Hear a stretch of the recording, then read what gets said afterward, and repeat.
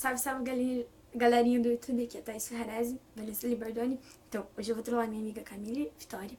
Então, eu vou dizer pra ela que eu estou muito brava com ela e tal. Fica olhando aí, vou ligar pra ela agora.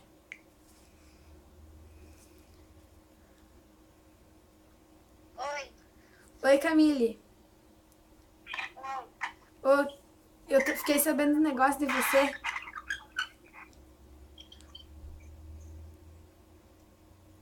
Ô, o que você foi, Oi. que você foi falar de mim pras meninas?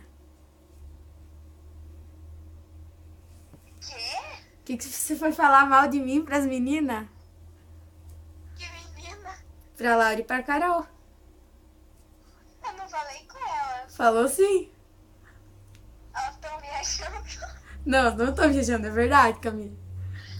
Tu tá me trollando? Não. Ei, sério, o que você foi falar de mim pra elas? Eu não sei nada? Ah, sei. O que eu falei? Não é o que elas me contaram. Que você Eu foi falei? que você foi falar que eu me achava muito e coisa? A gente sabe que você tá trollando. A gente sabe que você tá trolando a gente. Eu não tô trolando vocês. Eu nem tenho canal no YouTube. Tem sim. Não tenho. Eu só Eu postei. curti teu vídeo lá como que Tá, não, mas eu só você faço. me mandou uma mensagem. Eu só faço vídeo daquele jeito. Quê? Eu não faço vídeo trolando as pessoas. Não. Não mesmo. Por que você tá dando risada? Eu não tô dando risada?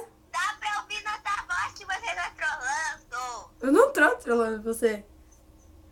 Então por que você tá dando risada? Cara, eu não tô dando risada. Eu tô escutando você dando risada. Não é eu. É meu irmão e a namorada dele. Ah, então tá. Tá, O que né? você quer? Dá oi pro YouTube. Oi. É, viu? Eu falei que ia ter volta. Vingança! Vai ter vingança, Thaís. Vai ter vingança. É, vocês me trollaram, agora eu trolei vocês, viu? Pode ser. Tá bom. A gente trollou porque a gente apagou o vídeo porque ficou uma merda. Tá, então daqui a pouco você vê no YouTube teu vídeo, tá? Tchau. Tchau.